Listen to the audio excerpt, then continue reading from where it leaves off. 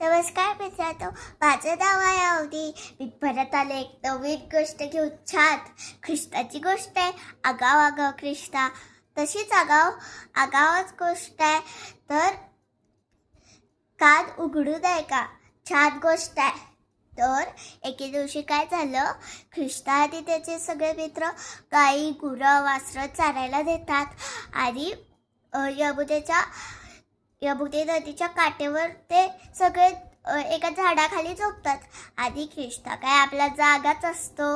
मग ख्रिस्ता इकडं तिकडं जरा उलटून बघतो.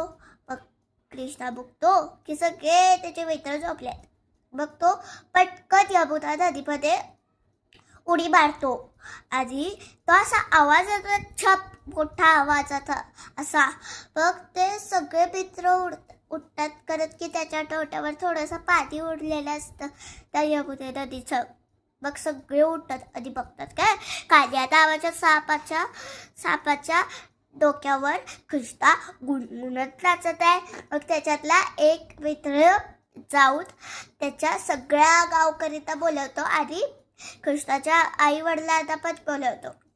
मग सगळे बघतात ख्रिस्ता तर काल्या नावाच्या राक्षसाच्या डोक्यावर गुदगुदत नाचत आहेत.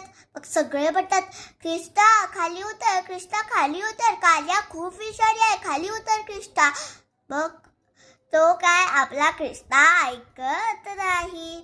मग त्याच्यानंतर काल्या खूप थकतो आणि ख्रिस्ताला म्हणतो, मला माफ कर ख्रिस्ता, माझं चुकलं, मी आता परत असं काहीच करणार नाही, गावकऱ्यांबरोबर असं काहीच करणार नाही. ख्रिस्ता म्हणतो, हो तू असं काहीच करायचंच नाहीस, आणि जरी तू असं काही केलंस आणि माझ्याकडे तुझं नाव आलं तर मी तुझा अर्थ करून टाकीन.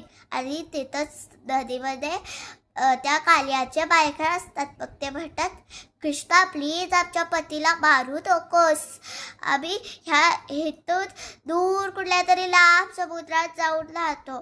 आणि मग त्याच्यानंतर ख्रिस्ता म्हणतो, हो तुम्ही दूर लांब समुद्रात जावा.